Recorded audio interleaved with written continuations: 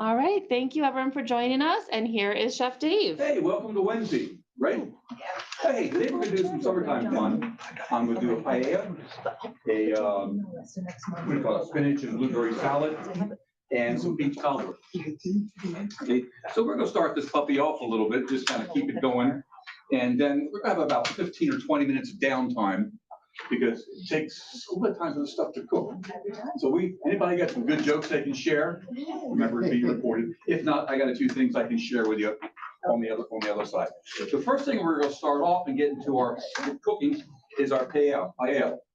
Paella is like a stew. I mean, they brought it over here from Europe. They took it down south. They didn't have all the ingredients, so they made gumbo. So it has evolved wherever it's come from. It came from Spain, the area, so it has evolved to use natural ingredients. So what I've done, a couple of things ahead of time. I've already put my oil and seasonings and paprika into my chicken. Obviously, I cut up my vegetables and stuff like that because it's like watching paint dry. There's only so much chopping and dicing you can watch before you fall asleep. So we did a few things in advance from that point of view. So we got a suitable sized bowl, got that going. Okay, so get that a little warm, get that going. I've got a turkey sausage today instead of chorizo, and I actually put some chipotle pepper on that to kind of give it a little more of an attitude. So it won't be really, really hot, but it'll be turkey. So a little less fat, a little healthier for you in the long run. We have enough fat with the fat-free ice cream for the cobbler later on. Yes, fat-free vanilla yogurt. So we got that good going. Okay. Yeah. Now you're wondering why I have a wet napkin underneath of this. The heat goes down and melts the table, so be careful. These little burners are fantastic. You know, they really got some, the propane, they really got some energy in them.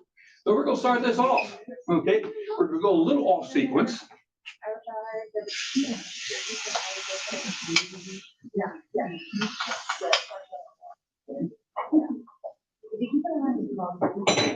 We'll let that do its thing. Okay, I've got some parsley here, which has to be chopped up for somebody else. We won't. Oh yes, it is for this. What was that you put in there? So we'll put some Italian parsley fresh from the garden this morning. Okay. So yeah, I'm growing stuff. This is my first cucumber. So we're gonna sacrifice it today for something. I'll show you. We'll talk about that later. Okay. I should let that get a little hotter. We're going fine. Let that cook a little bit. Over here, we've got our peach cobbler. What I've done with that is I've actually put the spices into it, a little cornstarch into it, and I got my thingy here. This is all my flour with my butter. Bring that in. And the thing is, I hate doing gloves because you can't feel it, but we'll pretend. Okay, you just want to do it sand. Now, if you're making a large amount of this, and you have one of those stand mixers, put everything into the stand mixer with a paddle and let it do its thing, and it'll make the coarse grind for you really, really easy. If you let it go too long, it'll make a paste. So you gotta keep an eyeball on it. Okay. So here we have our peaches. Get out some love. We'll warm those up and get them started.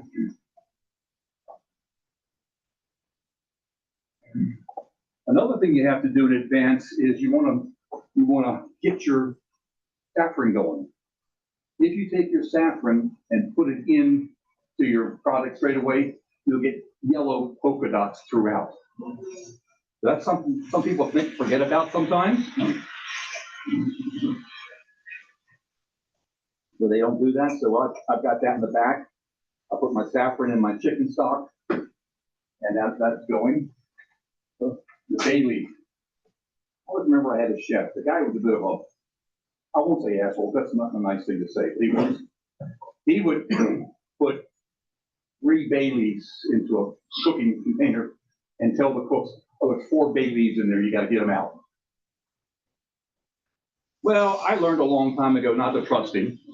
Plus, I was told I should have been a cop because I'm very good with detail. So I'm watching this guy put 3 bay leaves in, and he tells me that he was only 4, there's 4 in there. I told him he was full of, what did I say? No, I didn't want to say it. I told him he was full of it. So he didn't like me very much. But that happens. It does happen. This is starting to smell really nice. I mean, I could just chow down and eat this as it is. Okay? We're gonna put our sausage in. And we'll just let this go a little bit. So it sizzle up nicely. There are 2 bay leaves in here, and if you get a bay leaf, you get a prize. Okay.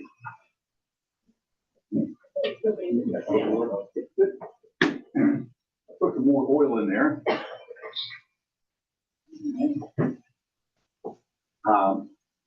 Lemon peel, really, really nice. What do you do with naked lemons? You make lemonade, okay? So, you know, you don't waste it. Okay, so you make the lemonade. Make sure you don't put the seeds in there because you don't want those. You all right? I'm sorry, yeah, we got a, which one's fan? That'll help it a little bit. That's, we can't throw a brick through the window to open it up, I'm sorry. Okay? That in there. We'll put our lemon in there. I know it's at a time. And we'll put our rice in there. What kind of rice are you? As a Oreo rice. Now, what I have done, I've actually pretty much halved the recipe that I've given you. Okay? I can remember going to places and they had a paella pan. The paella the food, or paella the pan. And I've seen some places they've got like 3-foot diameter pans. There's one in Rehoboth that does that. Once, huh? Thank you. It is really cool to watch them do it, let me tell you. The important thing is you want to take your rice, coat it a little bit with the oil, and that puts a blanket around the rice. This is good because when the rice cooks, it doesn't explode, it holds it and it swells nicely.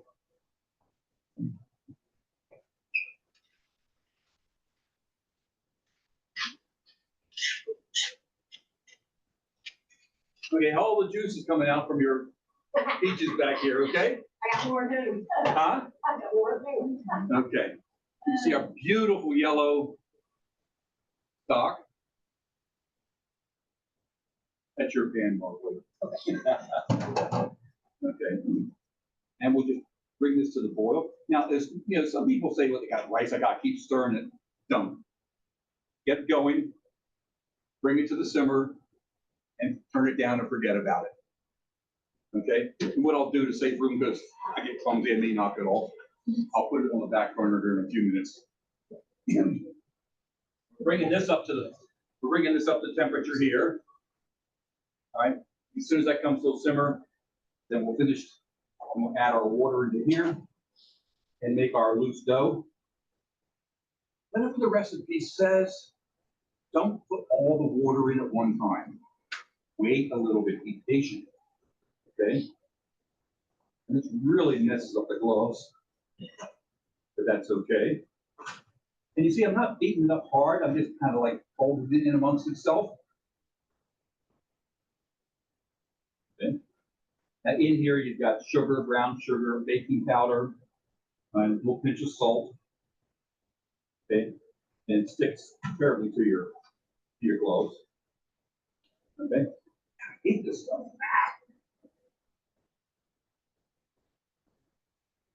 That's probably enough water. This is why it doesn't look great. Interesting thing about the cobblers were never meant to be pretty. They're rustic, they're very good. They're emerging from a makeshift version of popular recipes from the Europeans when they brought them over to the States of America. And they used fruits, vegetables, and canning. They used canned vegetables, and that started happening around the 1800s. What we're going to do, we got that here. We'll just throw some dollops in here. Okay. The cobbler itself is a pie on steroids, you know, in a sense. Okay.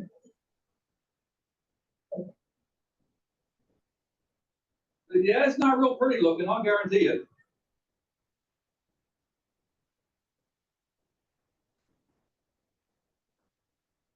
So the dough's going right in with the peaches? I'm sorry, I can't hear you with the fan. I heard noise, but I didn't hear both words. That dough is going right in with the peaches? Huh? Yeah, right on top of it, yes. Let me fill this. what I'm doing, going right on top, okay? Then that goes a little bit of sugar.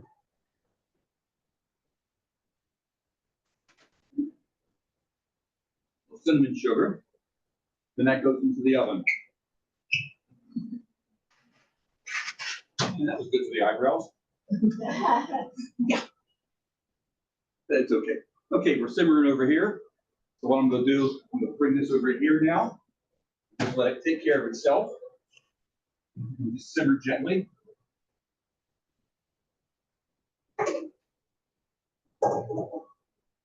Simmer gently, gently, gently. Okay, small simmer, that's it. That's all I want.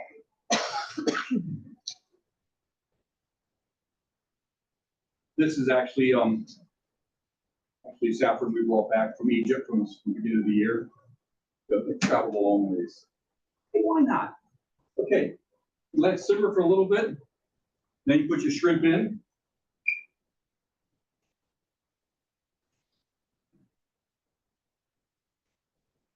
You notice I'm using the bowl to push them in there. I'm not using my fingers. Okay.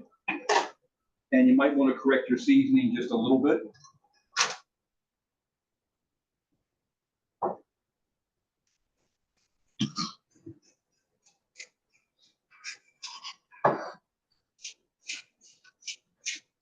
If I had a mirror, I would tilt it here for you so you can see it, but you're gonna have to believe me. All right. And we'll just let that go very gently. What I'm gonna do, since I didn't bring a lid with me, I'm gonna use my sheet pan as a lid to just retard some of the evaporation. So the water will, from the top, you can see, and go back down into the end. We got, main things are going. Next thing we want to play with is our salad. This is gonna be the fun part, because we gotta kill 20 minutes now, okay? And there's lots of different ways, lots of different ways to kill 20 minutes, okay? A lot of times you have carrots. You need a quick garnish. Take a small knife around the edges, move it like that. See that okay? And you make a tiny little cheap rows, okay? And you can use those. You can use it for your spinach salad if you want to. Okay, round.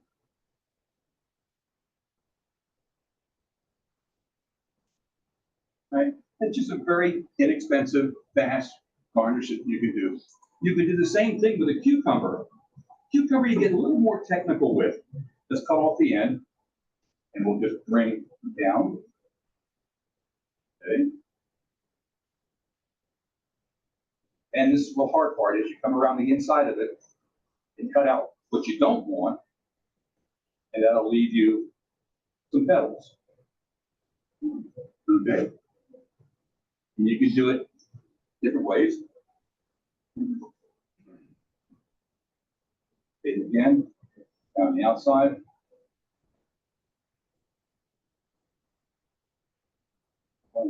Very gently on the outside.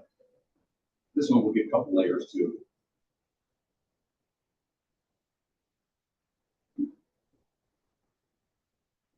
One, going again. Yeah, you can practice doing things like this at home. And the nice thing about it, if you do it in your privacy of your home and you mess it up, you have a blender, get cucumber water. You'll find no difference.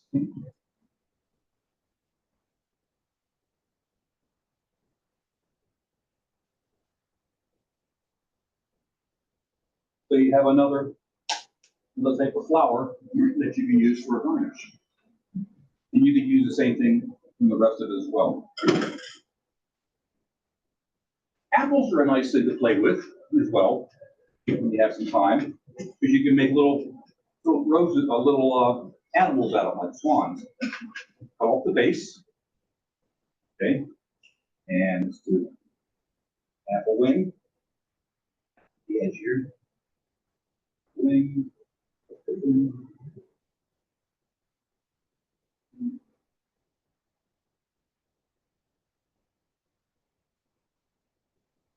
Huh? Now, again, this takes a lot of practice, and you can put it really good. You can put numerous layers for your feathers on here.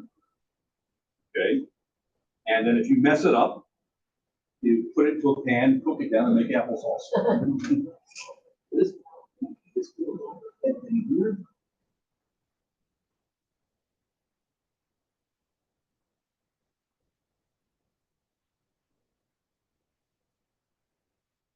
I'm sorry you can't see me doing this, but we're getting closer, right? Okay.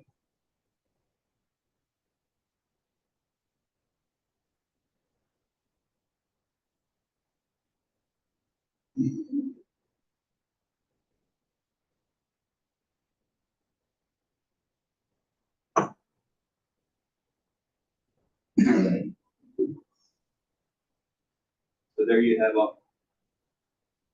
swan for a garnish. You can use that for anything that you want. So it's fruit I'm killing time. It's good. origami. Huh? It's fruit origami. Yeah, I know. For our salad, we need orange segments. We've got these beautiful oranges. How you guys doing over here? You all right? Yeah, we're good. You got beautiful oranges over here, and you got beautiful skin on the outside of the orange. Really very pretty oranges. Okay.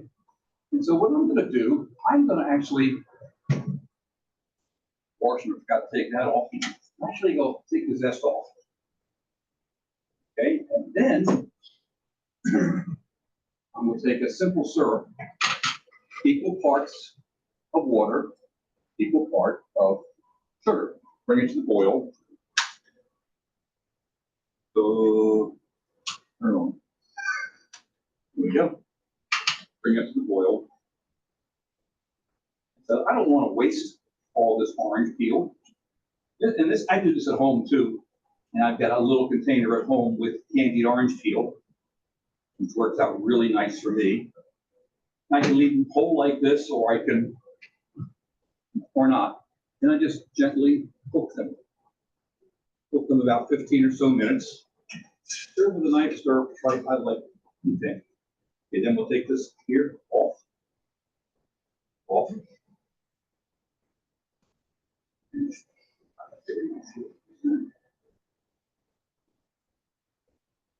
And just go around the houses here to make our segments.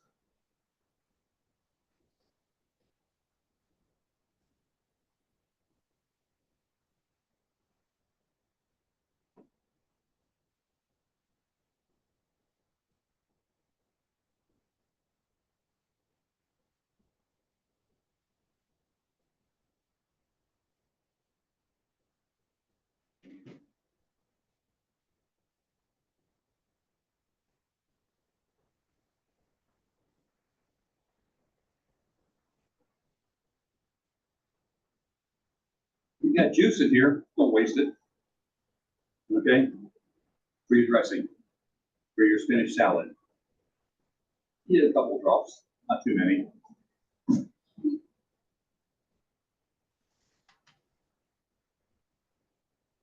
That's good. Now the fun part. This is where you have to trust yourself. Okay? A nice, sharp knife. To the side of the fin, down, and then down, and you get out the segment. Come to this fin. Work over a bowl because it's going to juice all over the place. Then take your knife, turn it, and just pull that segment out. Put your thumb down, hold the segment, turn it, pull that segment out.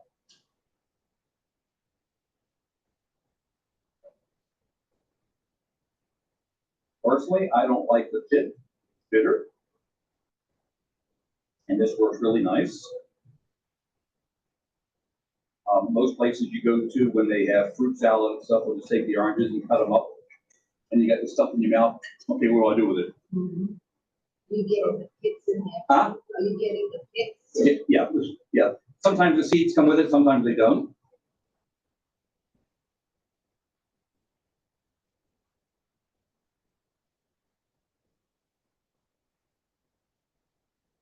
And then the last one.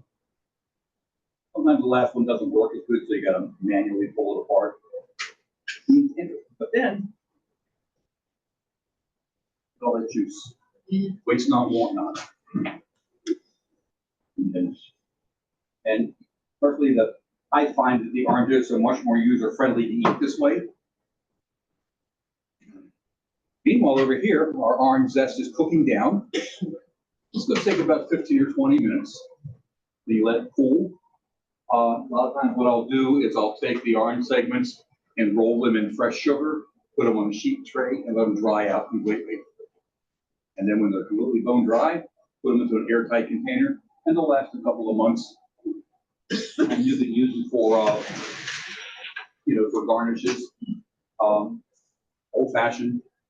Oh yeah, we got some interesting rides over there. Okay. Our peach salad. So we're coming back to our peach salad again. We got our thick spinach. Okay. We got our dressing. A little oil in here. You all right? I didn't bring a whisk, but just go gently put this in like that. Okay.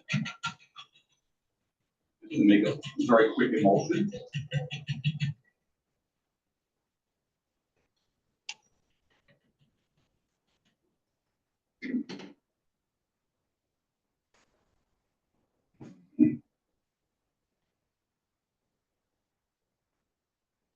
Yeah, that works. With my ingredients I have in here, we got the orange juice, lemon juice, honey, rice wine vinegar, soy sauce, olive oil, fresh thyme, and fresh basil, which I need to chop and put in here. Basil I picked this morning. I put it into my ice chest a little too close to the freezer blocks, and of course some of it kind of went funky looking. Okay, same thing with the thyme, fresh thyme.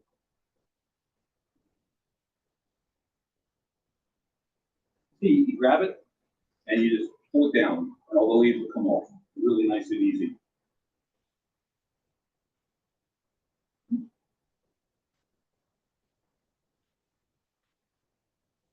So you get your fresh thyme in there, and you just chop that a little bit.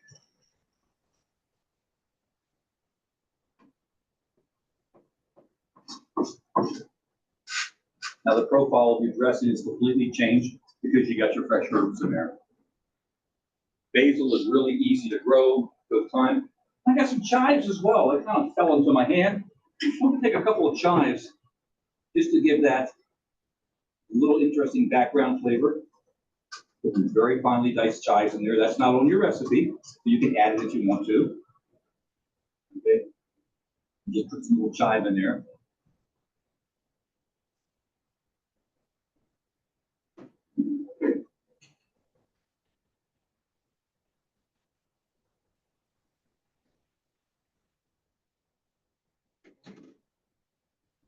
Then we start putting our salad together.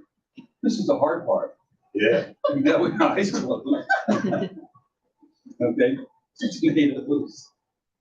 Okay, some feta cheese. Oh, I don't think the bowl will be big enough, Dave. We'll see what happens here. Okay. Just mix these guys up just a little bit. Okay.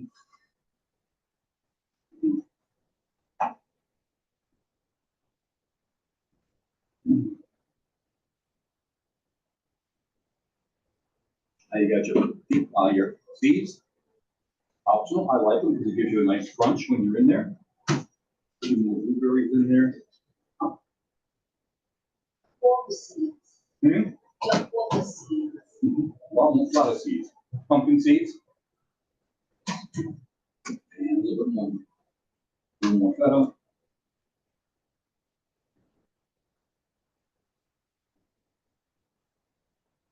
And then you just gently, very lovingly, drizzle your dressing over the top. Then you can toss it around a little bit. Gravity's going to happen, and it's going to work its way down. And so you have your salad. Let's check on our stuff over here, see how they're doing. Getting close.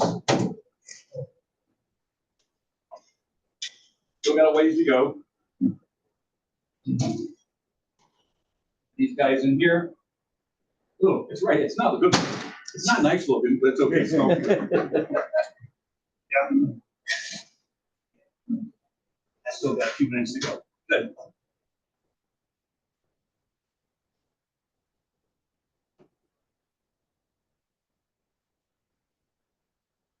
Lemon is an interesting critter because lemon is actually a natural MSG in many applications.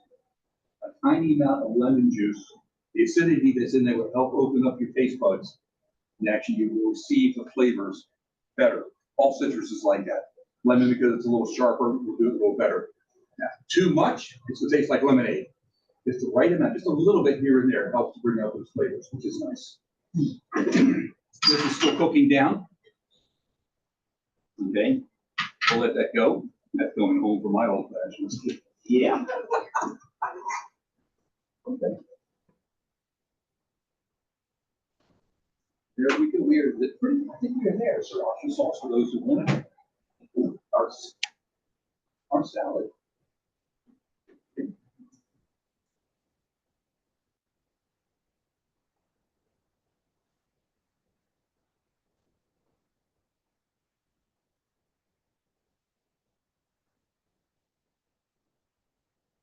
I know this is the quiet part, the boring part. I'm sorry.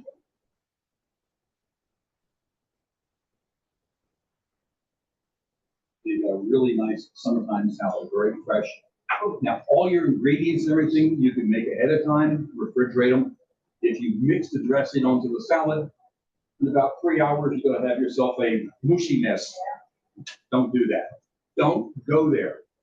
Wait to the last minute to actually mix everything. And that way it'll stay nice and fresh and comfortable for everybody. But one thing I didn't say is I put a little bit of vanilla extract into the peaches when I put not a recipe. You look at a recipe, something's missing. So a little vanilla was missing, so I put a little like a half a teaspoon of vanilla extract into there just to boost up the flavor a little bit.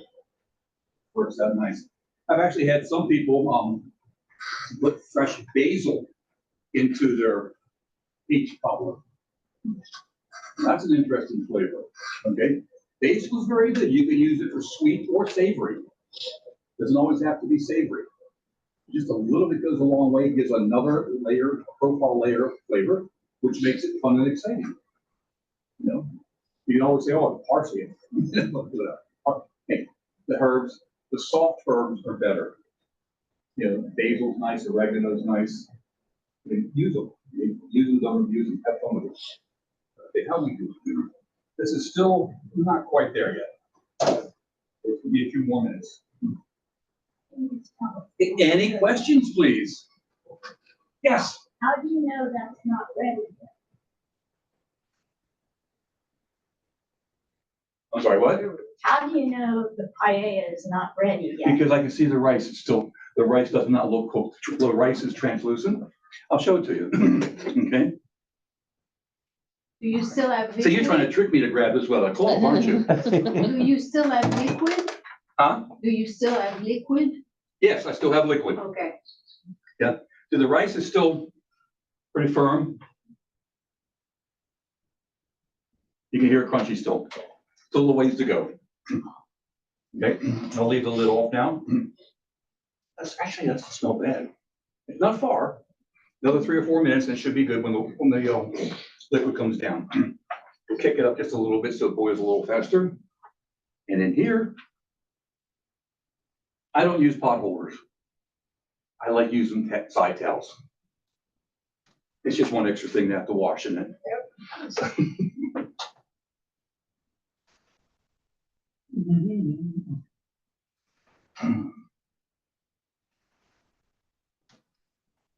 Hey, look, for something looking ugly, it's not looking too bad. Okay. So the pot that's on the stove over there, little pot, Yeah, this, where do you put that? Huh? Where do you put that? put that Yeah. into my Manhattans and old fashions. Oh, so that has nothing to do. That has nothing to do with this. It's just a way of using the orange peel. Because when you have the navel oranges like this, and they've got a really nice peel, there is a lot of flavor in the skins. And you notice when I cut it, I didn't go real deep. I didn't get the white part. The white part is the pit, which is very bitter. Now, if you're making marmalade or something like that, you want some of that to make your own marmalade. But no, this I'll use for home for garnishing for things. But I just wanted to share it with you, so it's not a waste. It's nice. You do these for any kind of drinks, for iced tea, even if you want to go non-alcoholic. You don't have to have alcohol to have fun. I mean, nobody likes a drunk. No prestige in being a drunk. There's too many of them out there trying to steal all the limelight. And so that'll work nice. And it'll sizzle a little bit. It's starting to get down. So because now I'm looking for a warning sign here because most of my water is going. I'm getting a lot of bubbles. So I'm going to put a little more water in here. And that way I won't caramelize it. And then I'll keep cooking it. If I caramelize it, then I've got like a thick syrup, which could burn. So I don't want to do that. So that's one of the warning signs you look for when you're doing something like this. If it starts to boil and bubble, and the bubbles are very, very tight, that means you're out of water, and it's just going to turn into sugar, like cracked sugar for you. Anything else I can think of? Any other questions? So How what about you? prompted this menu? Pardon? The last time I was here, you had gone to Egypt and prepared an Egyptian thing. It's true, yeah. Did you go to Spain and? No, I have been to Spain, thank you. Barcelona was awesome. The cathedral, my family cathedral, that is just like so beautiful. Made me religious, it was great. But no, I've been to Spain. When I was at Del Tech, I used to teach international cuisines. And so been very fortunate over the years to be able to travel to different parts of the world, different parts of the country, one time or another. And anytime my wife and I would do so, we would try to get as close to home cooking or ethnic foods as possible. Now, there are a few things that we did not do when we were in China. We didn't eat donkey. We didn't eat a few other things, but I did eat jellyfish.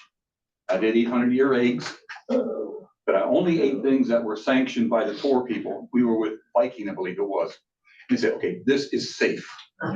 Peking duck, oh man, that was so good.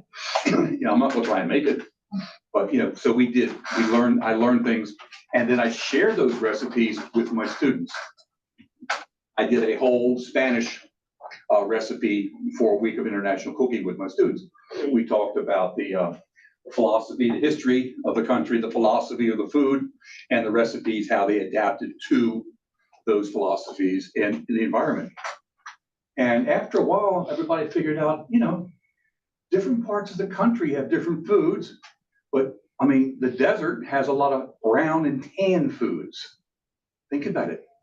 Okay, the lush parts of the world have a lot, like the Caribbean, a lot of fruits, a lot of colorful things because that's what they have to deal with. England's still trying to figure them out.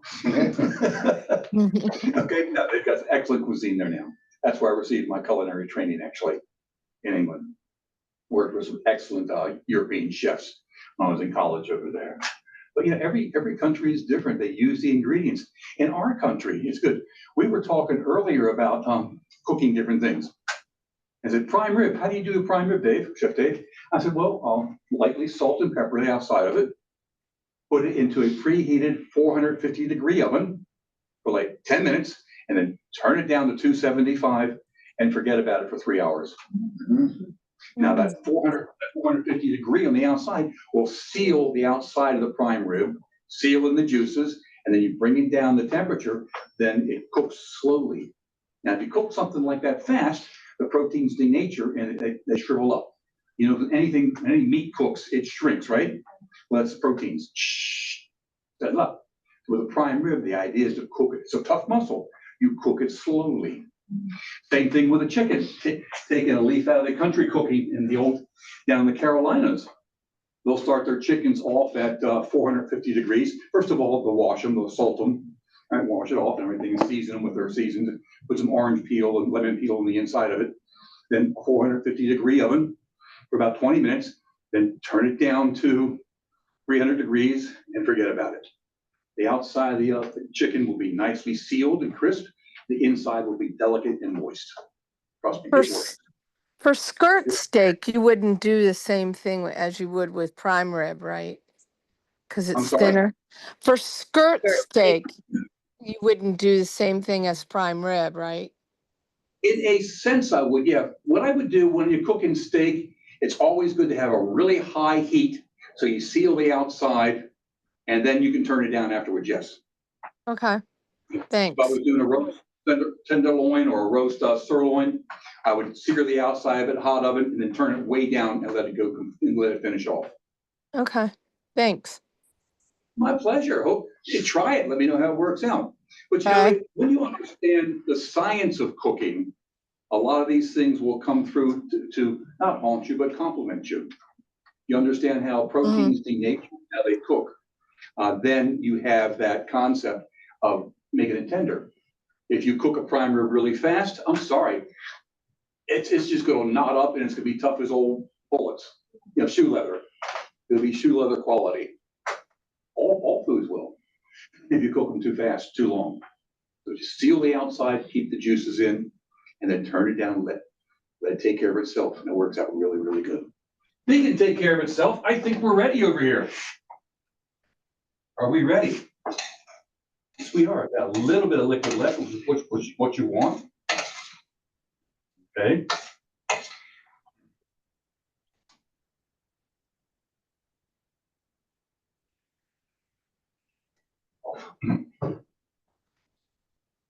Hey, I'm not getting white burnt twice. I've got a very strong hand, so I can do this with one hand. I wouldn't suggest it for too many people, okay? Okay. Let me just do a quality check here. Make sure I'm happy with it before I give it to you. That's part.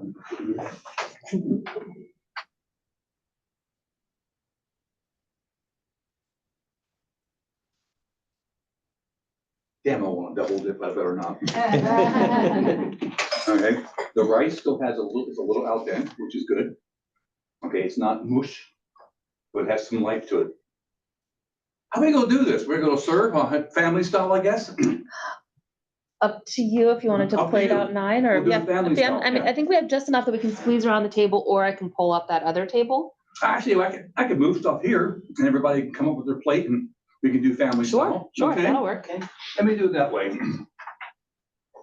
Let me just show for the folks watching at home. See you guys at home. Thank you for being here. Sorry you can't sample. Okay. This is the spinach and blueberry salad.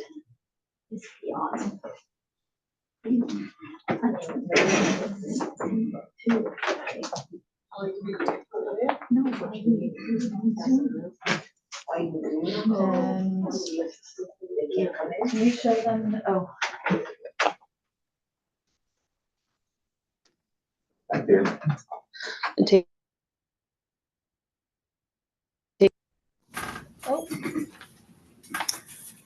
Let me bring it over. Nope. Julie, sorry, I disconnected the camera. Whoops. That's okay. I hope you can come in and join us sometime. Yeah, me too. I'm actually in Delaware, but not, I Oh, have a good. cold.